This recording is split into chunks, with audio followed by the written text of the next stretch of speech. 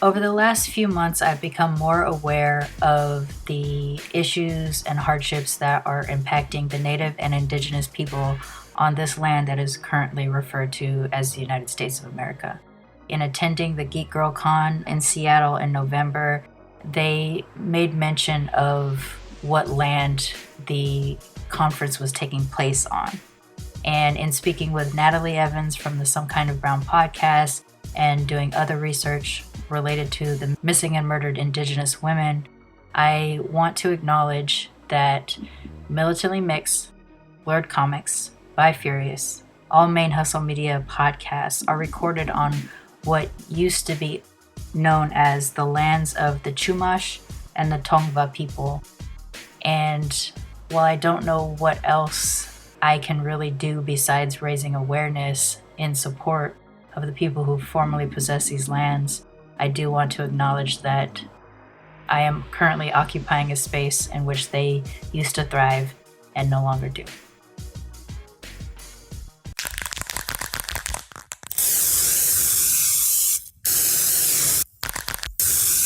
This is a Main Hustle Media podcast.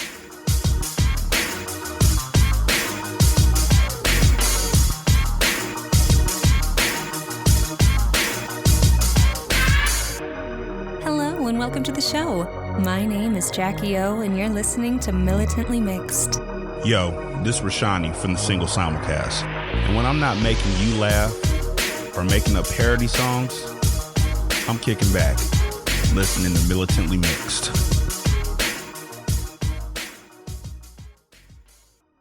Hey y'all, welcome to Militantly Mixed, the podcast about race and identity from the mixed race perspective. I am your host, Charmaine, aka Mixed Girl Maine, and I guess this is kind of the first episode in sort of the alternating schedule that I'm going to have to be doing until I replace my system.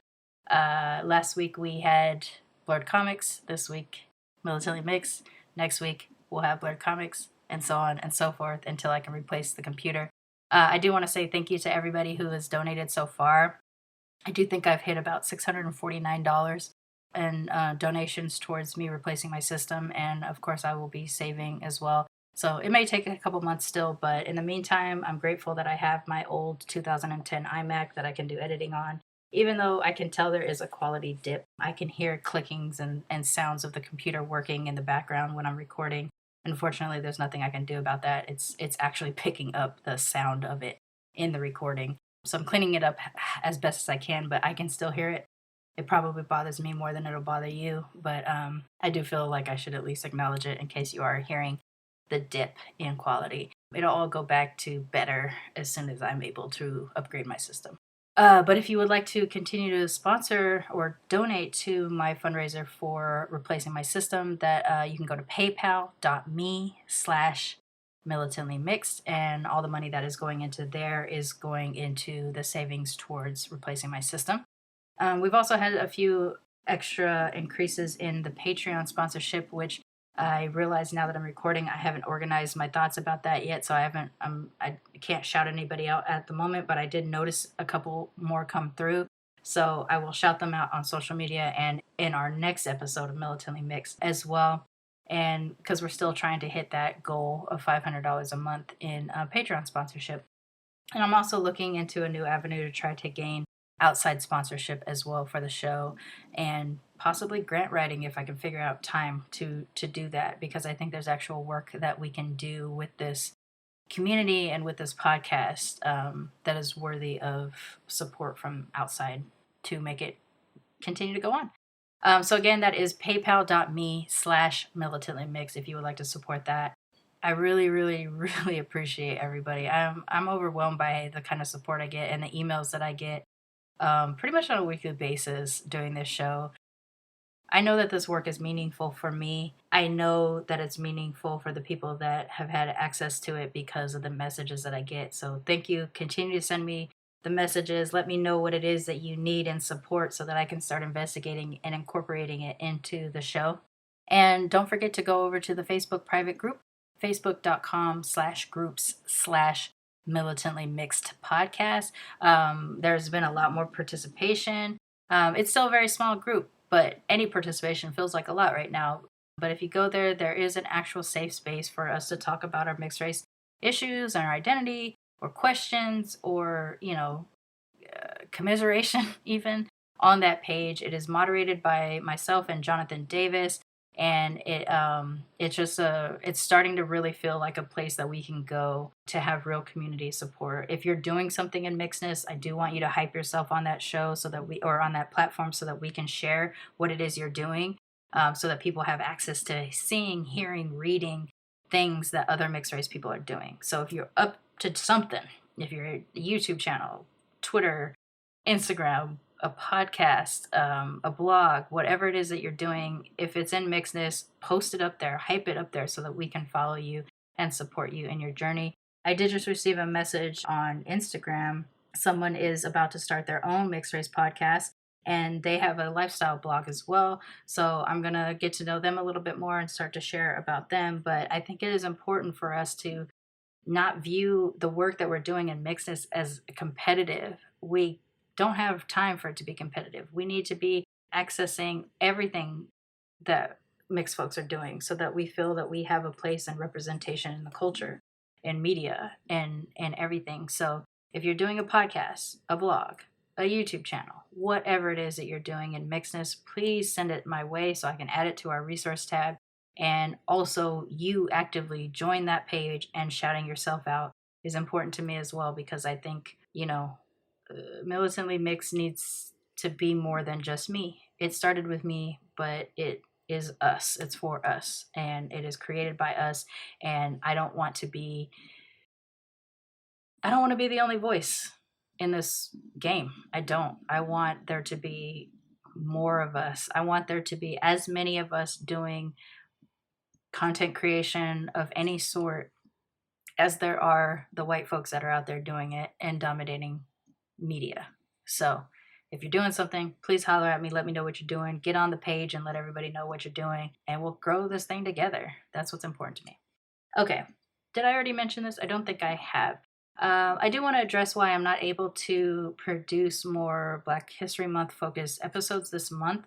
Unfortunately, the interviews that I had either scheduled and or recorded were affected by either I lost the recording because I lost the system, or I couldn't get them back on schedule in time because I lost my system and I was scrambling to try to get this computer up and running to work. So unfortunately, the episodes I had planned for this month will not happen this month. Hopefully they will happen in the future. Not that I only focus on mixed Blackness during Black History Month. Of course, I'm a mixed Black woman. I focus on mixed Blackness quite a lot. It's because of the people I have access to predominantly.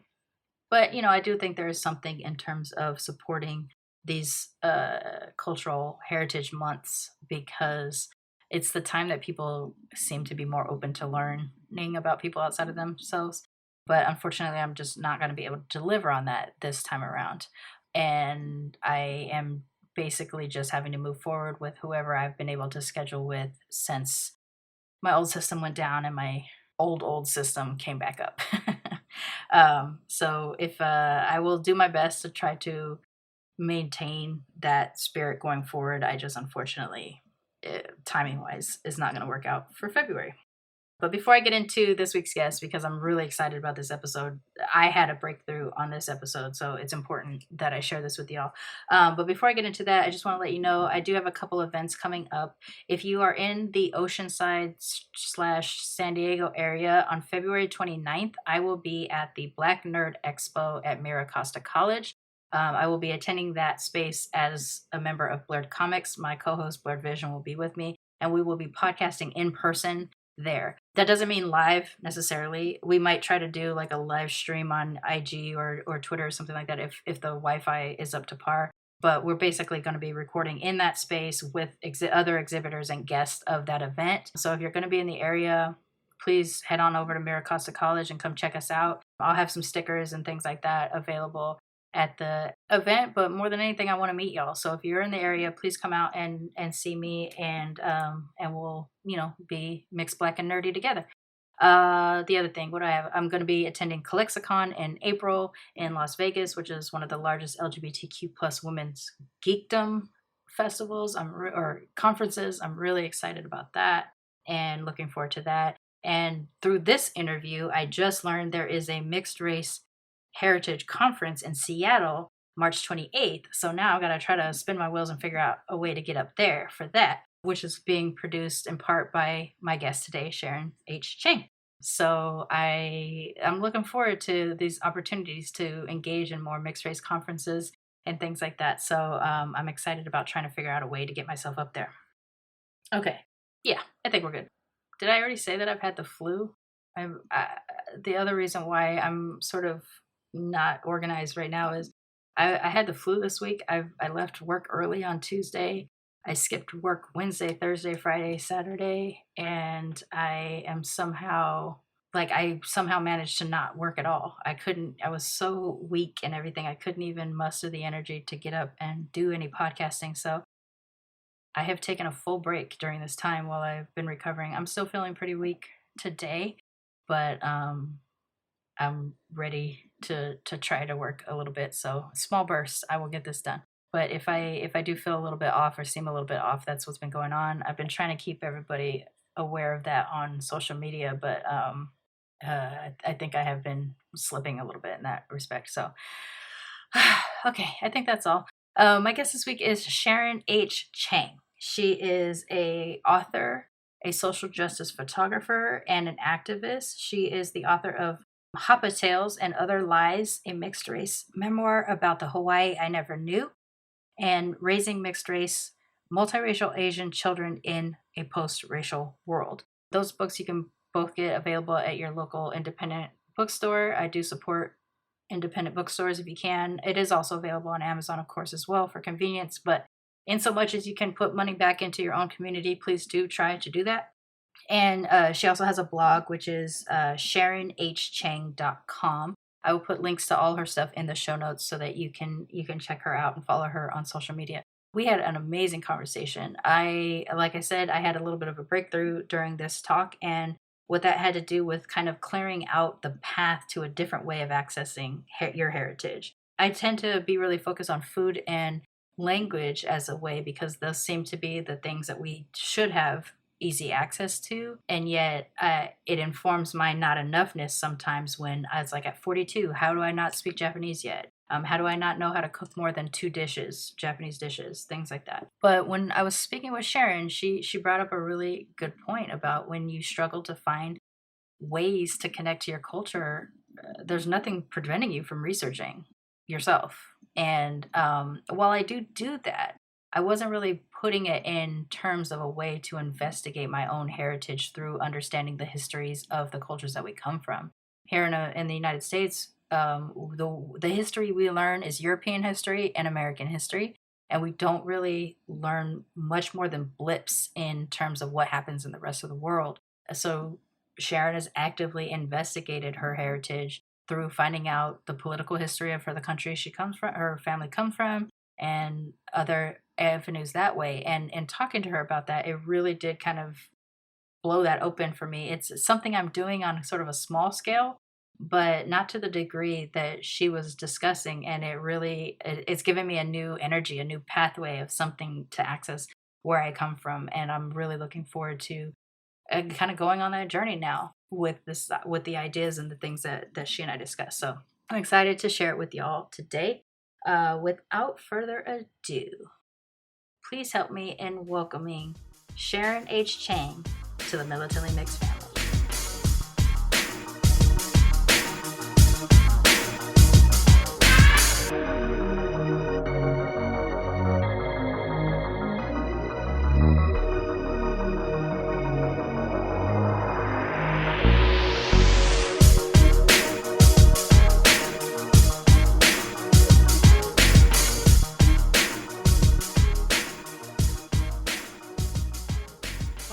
Why don't you introduce yourself to everybody and let everybody know what you're doing and where you're from, everything.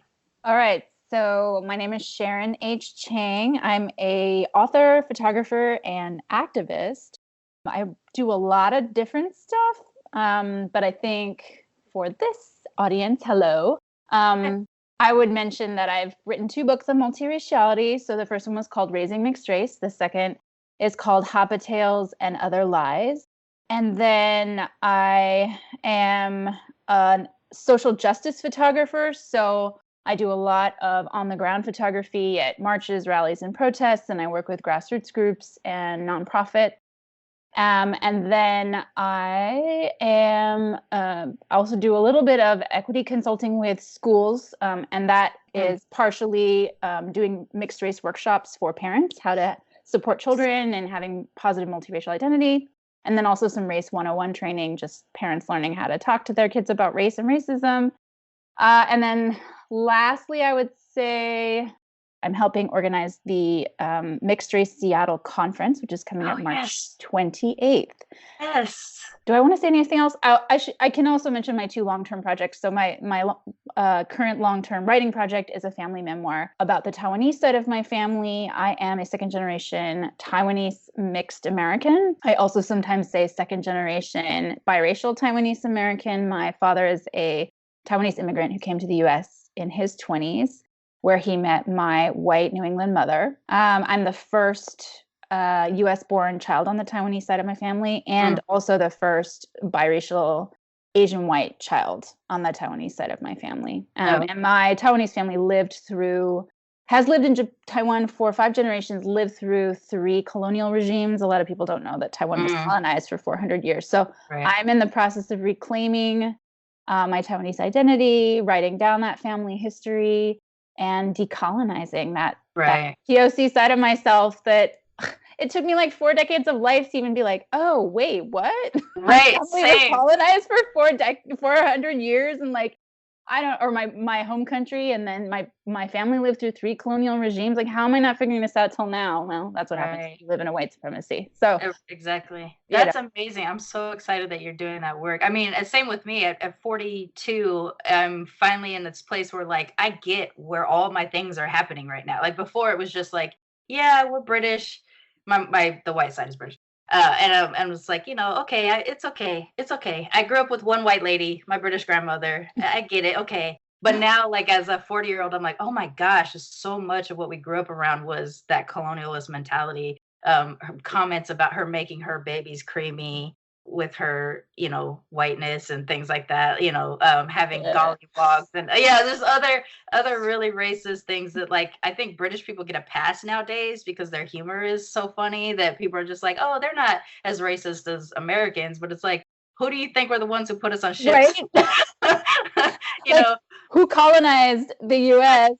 Asia, or most of Asia and stuff like that too. The French, the English, those were the big hitters. Spanish as well.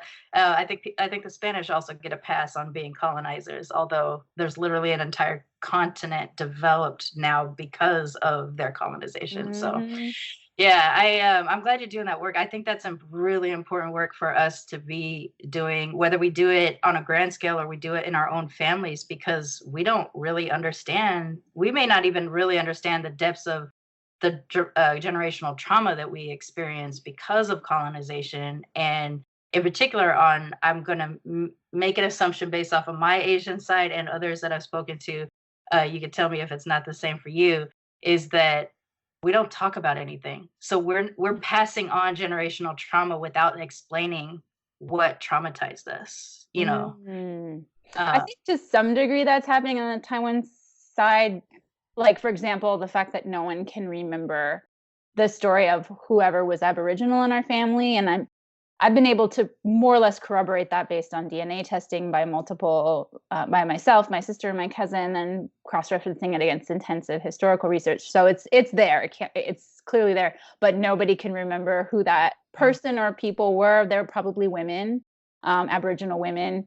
And, it's not hard to imagine that there was like, maybe some shame, maybe like, oh, we're just going to absorb this person into the family. This is not an important story to keep or whatever. We're not going to talk about it.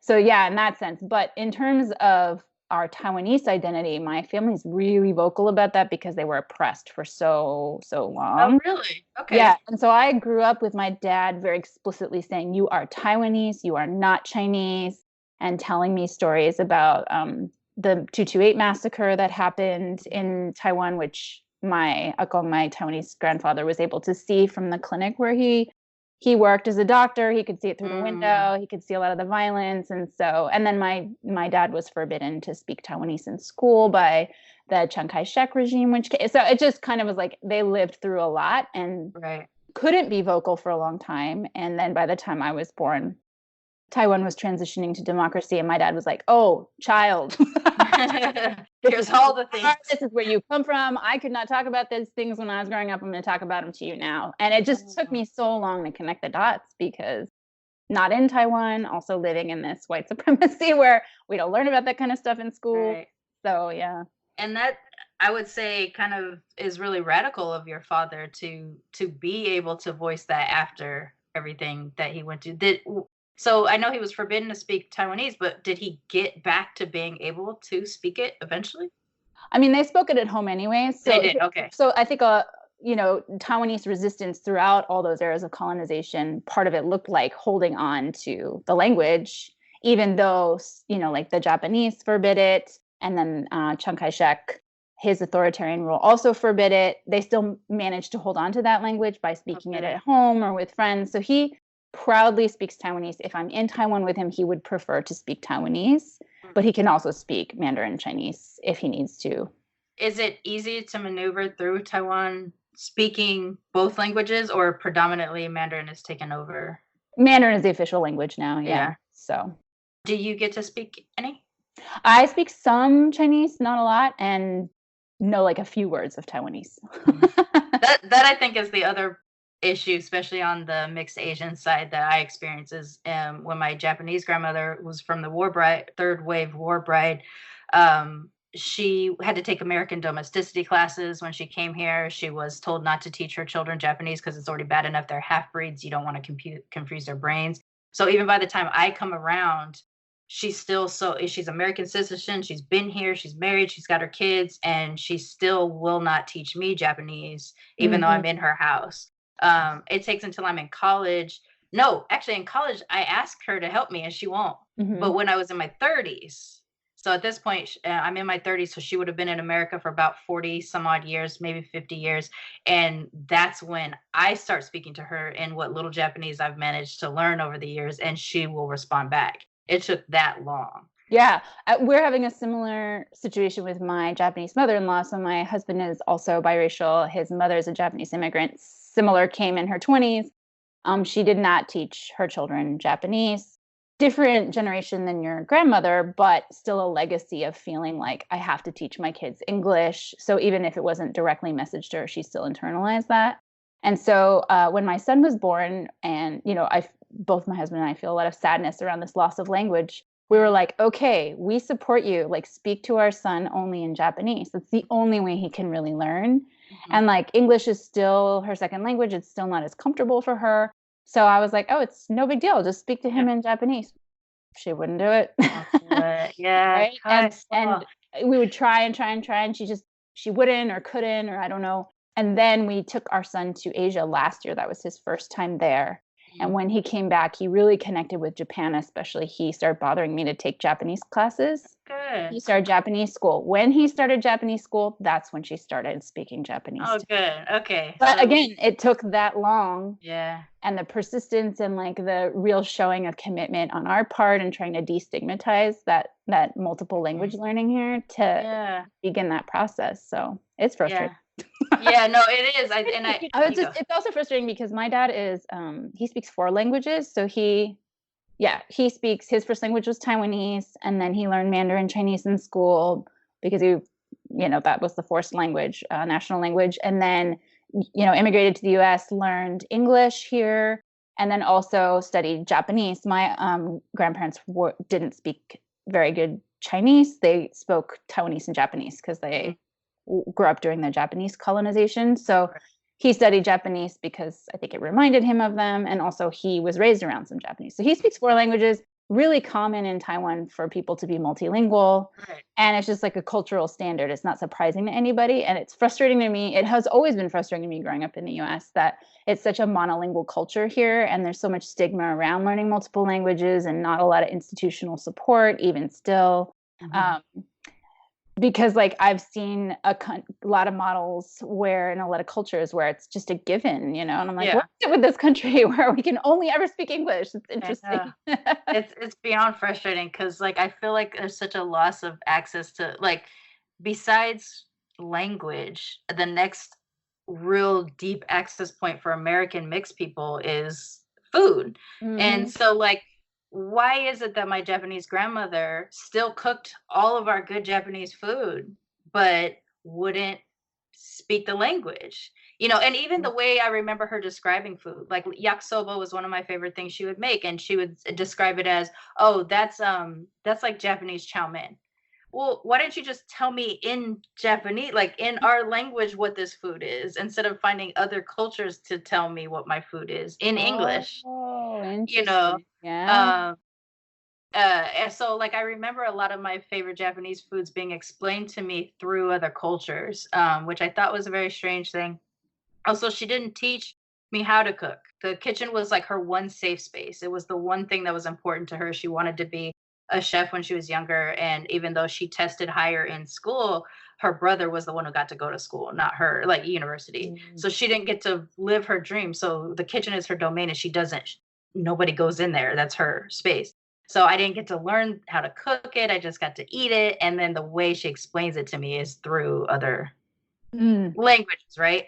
And I think that is one, I think that's the Japanese assimilation thing that I don't know exists quite as heavily in other Asian cultures, but Japanese do move to a place, assimilate, and try to lose the culture because of all the fear of racism and things like that. But it's always a point that's really frustrating, and I find it with my other Asian friends too, especially my mixed other Asian friends. It's like half of them have access, half of them don't, and it's just this question of why, or why won't we talk about this? And then the other bit is if I had Korean friends, I couldn't bring them home, like, things like that. But same with the Black friends. Like, even though I was Black, my grandma, we weren't allowed to talk about me being Black. None of my family knew we were Black and things like that.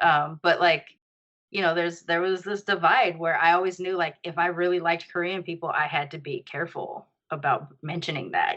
Right. And it was like, but we're the ones who messed up Korea. Like, they didn't do it. They didn't do it to us. We did to them. Like, why? Right. Yeah, I think that's a really great point you make about, for a lot of mixed folks, transnational politics are really core in our identity and in the way we move through our life and through communities. But like, again, US is very ethnocentric. So it's like a lot of Americans have no analysis outside of US politics. But for me, that has never, ever worked. Just things like being raised and being told explicitly, you are not Taiwanese. I mean, you are not Chinese, you're Taiwanese. Signaled right away, like, oh, this is a huge part of who I am as a person and my family is this politic from another country. Right. Like, and those dynamics and trying to figure out why my akong and ama were fluent in Japanese and Taiwanese, but my ama could never speak Chinese, like that kind of stuff. That's interesting. Yeah. So it never felt right to only define myself through US history or any of those things. And it's still true to this day. It's not complete to just follow the news here. It's like, doesn't tell me everything about our story. Right. Yeah. Do you feel that in coming to the States, your father was able to reclaim on your behalf his Taiwanese-ness? Like, oh, yes, absolutely. That's a great question. So he grew up during an era called the White Terror in Taiwan, which began his birth almost exactly coincided with the arrival of Chiang Kai-shek. When Chiang Kai-shek fled from China after losing the quote-unquote civil war there to Mao Zedong, he came and took over Taiwan. That's right around the time my dad was born. And then Chiang Kai-shek instituted this authoritarian one-party rule for the entire time my dad was growing up. So during that time, there was, they could arrest you for any reason. You could not speak out against the government. You had to speak Chinese. You had to be very careful about what you said. There was like special police that would always be listening. And so there was like an enforced silence, a culture of silence when my dad was growing up. And my akong did not tell him about a lot of the violence that had happened or a lot of the history because he didn't want the family to get in trouble. He would have gotten arrested and maybe executed. So my dad didn't actually fully know his history. And in schools even, they didn't teach Taiwanese history. They taught mainland Chinese history. So like my dad was telling me on my last visit, he said, I knew the name of like every river in China, but I didn't know the name of a single river in Taiwan. So that was how he grew up. When he came to the US, this is only something I've discovered recently, is when he first started learning about what had really happened in Taiwan, because there was more access and freedom to access knowledge here. Right. So that's when he started redefining himself as Taiwanese. And then also there were a lot of blacklisted Taiwanese during that time who were living in exile here in the US because they were dissidents and they were not allowed to come to Taiwan, and they would give talks around the US.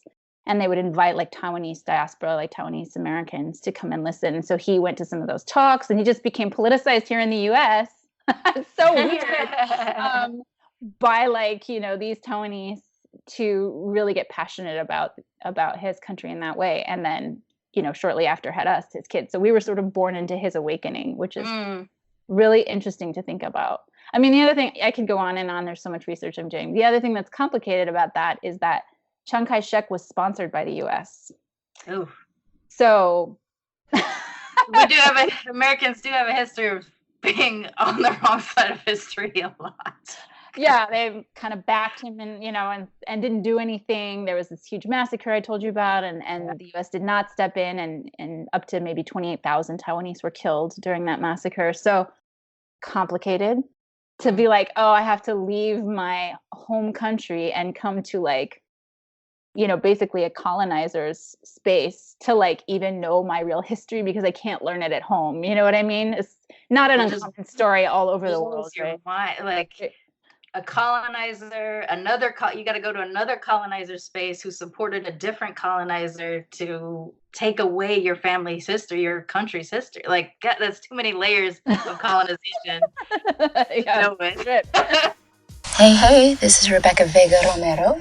You might remember me from episode number 27, Ethnic Chameleon. I call myself that because I look like every race, because my family comes from every place. I'm making a film about dating while mixed. It's going to be called The Question, and we are fundraising now on Seed and Spark. Seed and Spark is a platform that raises money for independent films and tries to lift up diverse voices like ours. We are looking to raise $10,000 to get this film from pre-pro into production into film festivals. And we would love your help. If you can find us on the platform, the link will be in the show notes. Please follow us. It makes a big difference on that platform. And if you feel moved, please contribute. After all, we all know dating isn't easy, but dating while mixed is absurd.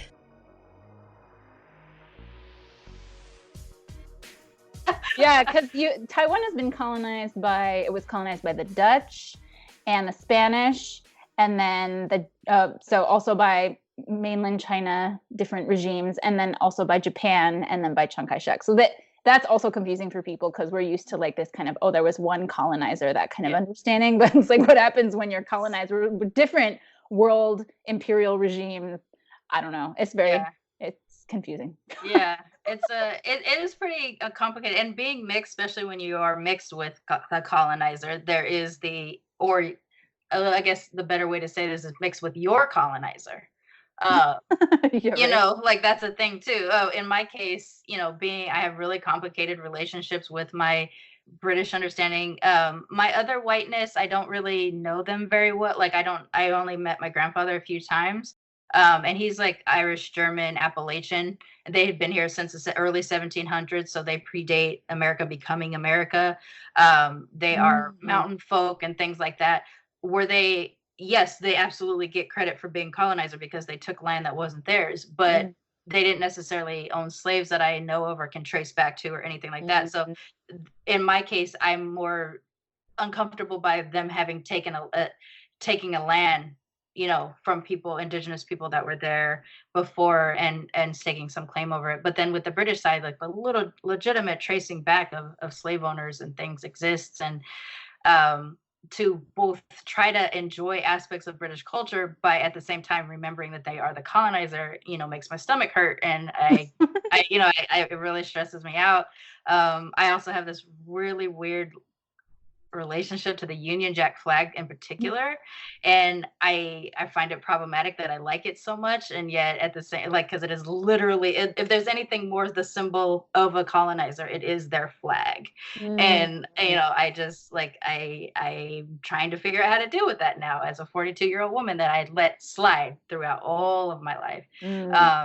But then I talk about being Japanese and being excited about that. And as I get older too, learning about all the things that the Japanese did. And I'm like, oh my goodness, the Japanese is a colonizer too. Like, I didn't know, I thought of the Japanese as oppressed because I thought about what America did to Japan. And I never really thought about a broader history until I started getting older. So, yeah. And that's the colonization that my grandparents lived through in Taiwan. So Taiwan was technically Japan's first official colony when they started their doctrine of expansion. And so that's the era that my grandparents grew up under.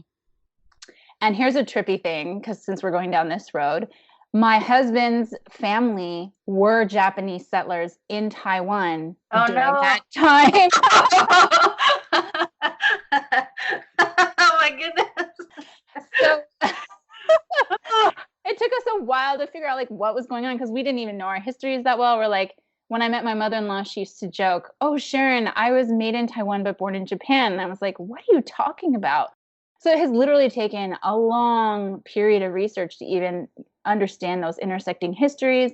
And then we have to deal with all the emotions that come up. Like, oh, okay, I ended up marrying into not only, like, I married into also the Asian colonizers of my Asian paternal homeland. Like, what are the odds that would happen?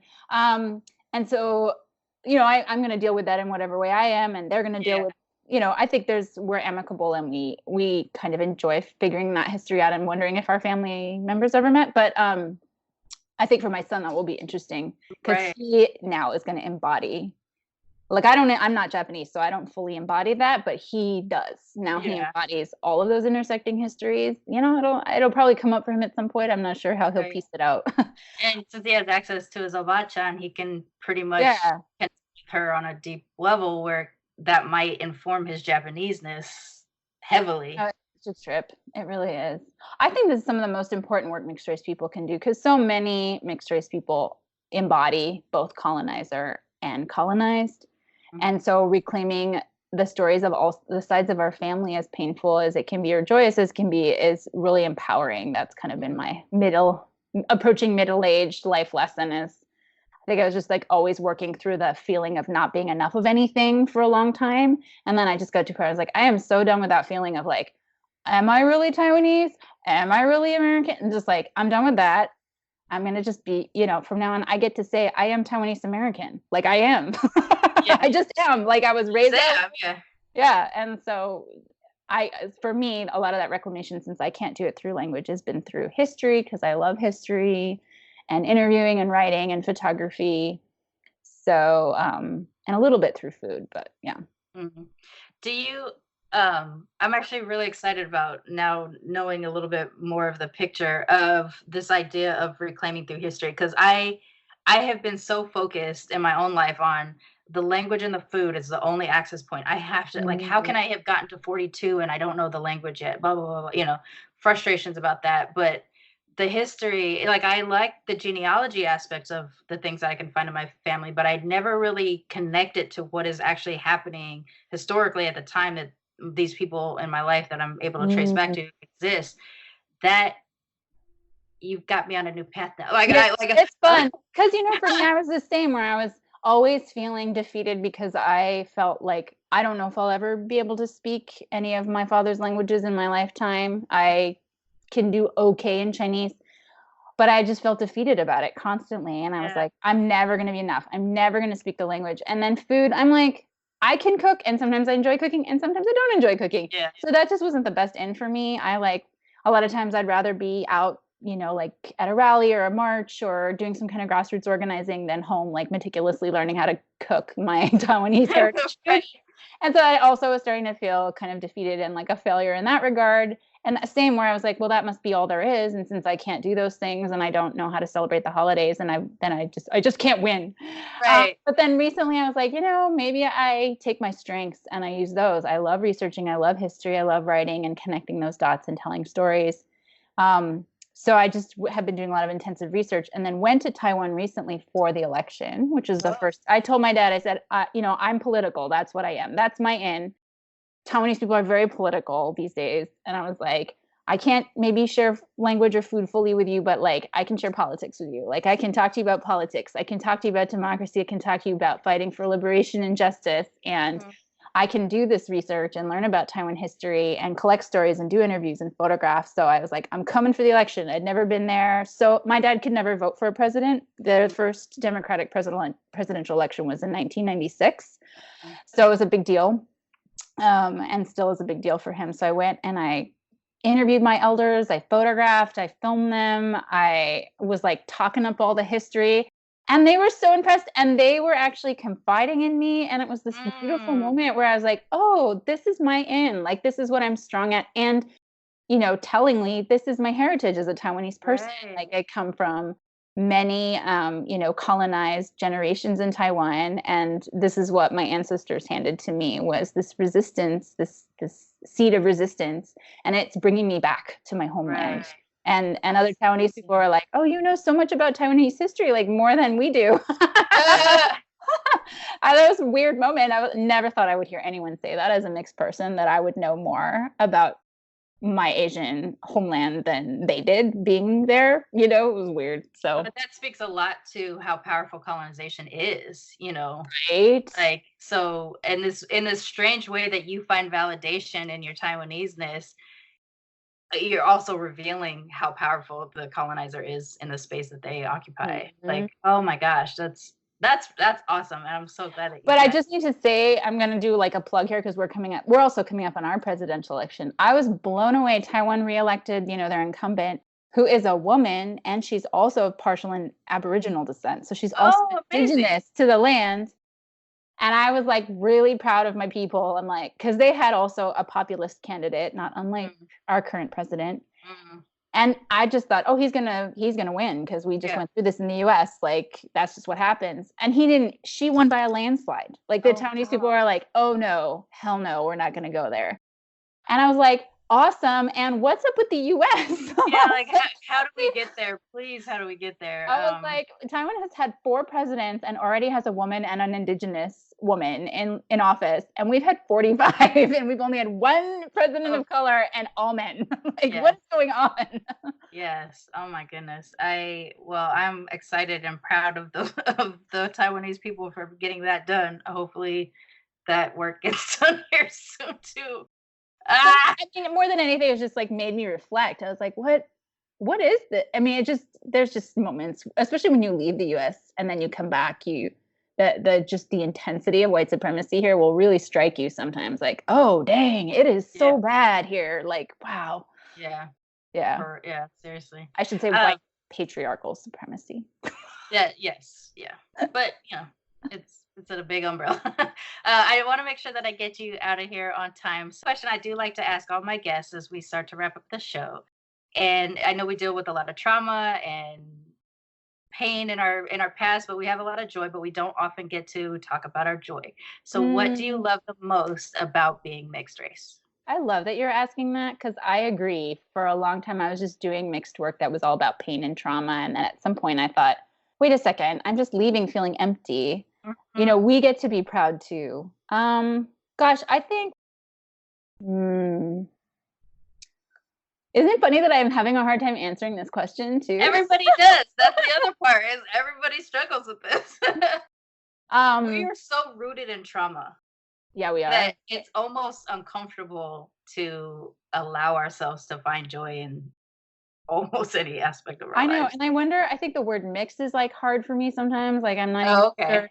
Like, I think we lack good language to describe who we are at this point. And so we use words like mixed, but they're inadequate. And so sometimes I hear that word and I'm like, is that something I'm proud of? But I will say this. I don't know if it's like a mixed race pride, but I'm certainly proud of being multicultural and transnational, which I think comprises my mixedness. Sure. There's a lot of things that are hard about that, and I'm still unpacking and trying to reclaim a lot. Mhm. But I grew up, my parents had resources, so I grew up going back and forth to see my Taiwanese family every year. We lived in China for a year, and then I would go, my white family had their issues, but we would go to New England every year and, spend time with them. And they're fairly newer to the US. So like my mother's half Czechoslovakian, and my great grandmother came through Ellis Island alone when she was 16. She was a peasant from a peasant farming family, and they needed money. So she came alone and worked in the factories. And Oh, wow. I knew her growing up because she died when she was 103, or 101. So like, being close to that, like Eastern European heritage, and like going and staying at my great Grammy's house and being like, I'm related to you. It's a woman with this thick European. Yeah, like when you have a face like this and you're next to your white relative, you're just like, how? Oh, and then she's an immigrant too, right? And so she's got this thick accent, doesn't speak English that well. And then I'm like going to Taiwan and like hanging out with my Taiwanese family and like eating totally different food and hearing their accents. And then I've got like an immigrant parent. Sometimes that stuff felt so confusing as a kid, but now in retrospect, I look back and realize there's a lot of people who don't have that experience, and it is rich. It's very rich. There's a lot of beautiful things to pull from that, and I'm working now to appreciate those things more. Yeah, that's great. I thank you so much for doing this. And even with the little hiccups at the beginning of how long it took me to get online and everything, I really appreciate it. We needed like 5 hours to talk. And honestly, please come back. Please tell everybody again what books that they can get that you have written, how they can access your photography and your activism, how they can follow you, everything. Yeah, absolutely. So my books are Raising Mixed Race and Hoppa Tales and Other Lies. You can find me on my website, sharonhchang.com, and there are links to all my social media there. And then I'm co-organizing, very excited, a Mixed Race Seattle conference, which is coming up March 28th. It's free and open to the public. If you are in Seattle or can make it here, we would love to see you.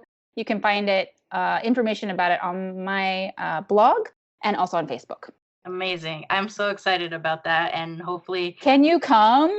If I can figure it out, I absolutely will try it, because I want to be in more of these spaces, and I've been like slowly building my way up towards it. And it's not a long flight. I don't know financially what that looks like for you, because I know it can be hard. Yeah, it'll be amazing. I will 100% I'm try to about it.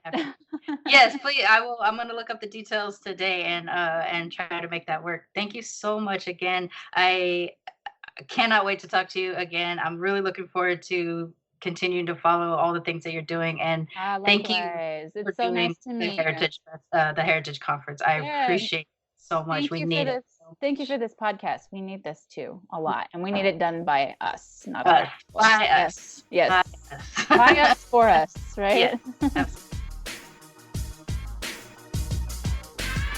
Militantly Mixed is a Main Hustle Media podcast, produced and hosted by me, Charmaine Fury. Music is by David Bogan the One. You can follow us on social media on Twitter, Instagram, and Facebook at Militantly Mixed. If you'd like to become a sponsor of Militantly Mixed, please go to patreon.com/militantlymixed for monthly sponsorship, or paypal.me/militantlymixed for a one-time only donation. And if you like what you hear on Militantly Mixed, please subscribe, rate, and review on iTunes or wherever you listen to podcasts. And don't forget to be your mixed-ass self. Main Hustle Media. Turn your side hustle into your main hustle.